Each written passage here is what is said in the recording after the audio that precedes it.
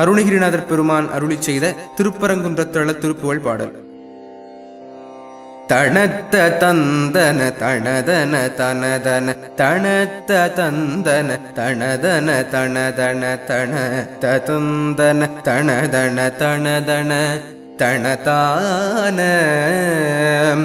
அருக்கு மங்கையர் மலரடி வருடிய கருத்தறிந்து பின்னரை தனில் உடைதனை அவள் துமங்குள அரசிலை தடவியும்